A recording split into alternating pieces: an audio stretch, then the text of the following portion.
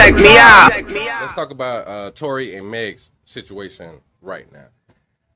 I'm seeing certain people say with certain evidence that came out, how would Tory still be able to get convicted the way he did? So my question to you, so people will learn more about legal side, right? With the jury being able to say guilty or not guilty, right? Does it really matter about the evidence as much, or is it more so about what the jury is convicting him of or saying that he's guilty or not guilty in that situation?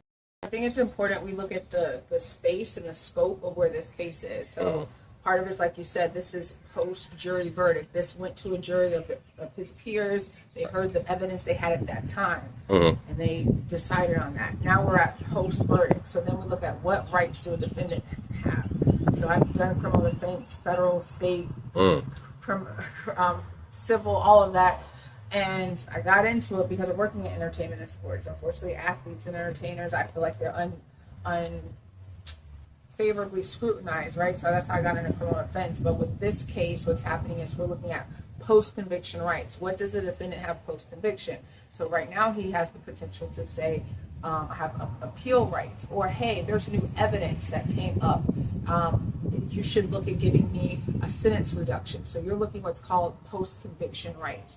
What can he do to either get a sentence reduced, it overturned, or something of that nature. I don't know what the timeline is in that state for a retrial. I think it's probably too far, but he's probably going to look at what are my appeal rights now that there's new evidence or new witnesses came forward or there's conflicting testimony. So he basically has to go to an appellate judge that oversees that trial judge and say, hey, yes, because this new evidence came out, you should take it back to court and retry it with this new evidence, which that'd be a lot of state money, or to say no, because this was not properly used or there's a violation of laws, or a lot of times what defense lawyers do is say, hey, my defense lawyer made a mistake and I had basically malpractice. I didn't have a good defense attorney. They should have interviewed this extra security guard, and that should have been presented at my trial. That would have gotten me off, right? Or whatever the case was. So, he's going to look at what his post-conviction rights are as far as appeal, sentence reduction, and or if there's ways to get things, dismissed, or if he had, improper malpractice by his attorney. Okay. That's what he would be looking at. Because I know also, whether you want to call them fans of Tories or fans of Meg's, where people don't realize in that situation, she didn't necessarily go to the police to get him locked up. Right. So in that situation, Meg was a victim of the state, like just how Cassie's a victim in Diddy's state. And so it's the state that's prosecuting these cases. And that's what I tell people.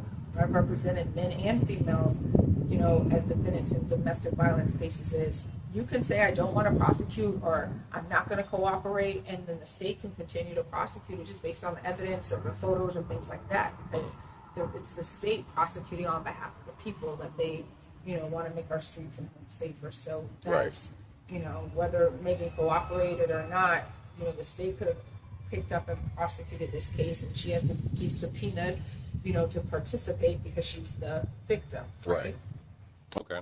So I think, a lot of different evidence and things of that nature came out. So we'll see where, in the next month or so, what things happen. Check me out.